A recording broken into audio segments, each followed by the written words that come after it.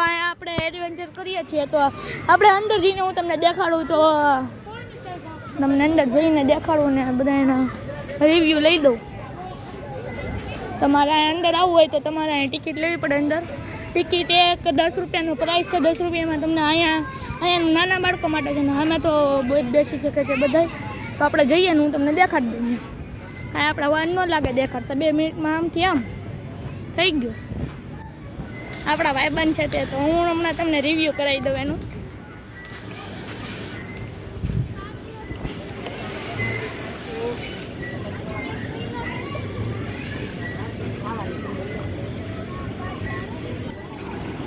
હાલો ભાઈ, તો હવે ચકેડી પૂરી થઈ ગઈ ને હવે તમને રિવ્યૂ કરાવવાનું.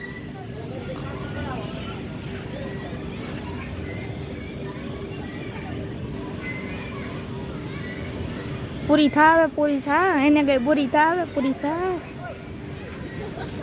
ઊભું રાખો હવે ને ઊભું રાખો.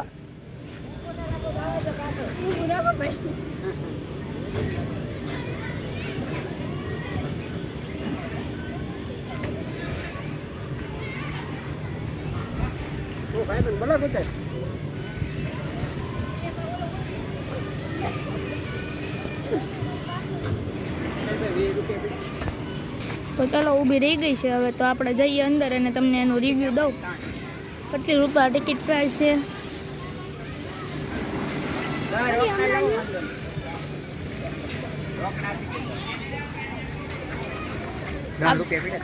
નથી યાર. અને હું મારું નામ કયો પેલા? ભરતભાઈ બારિયા. અને તમે અહીંયા કેટલા વર્ષથી કામ કરો? 3 વર્ષ.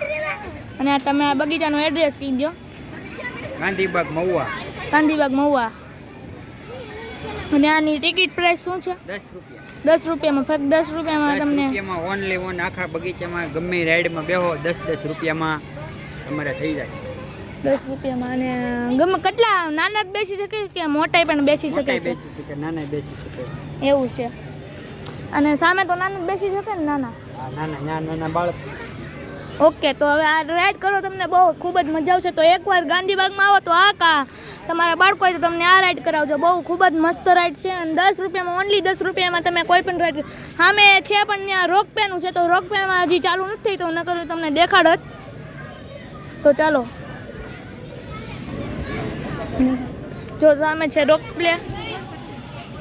હું તમને ત્યાં ચાલુ નથી તો હું તમને નથી દેખાડતો.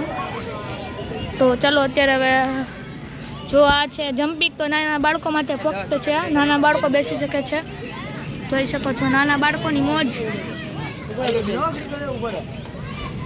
તો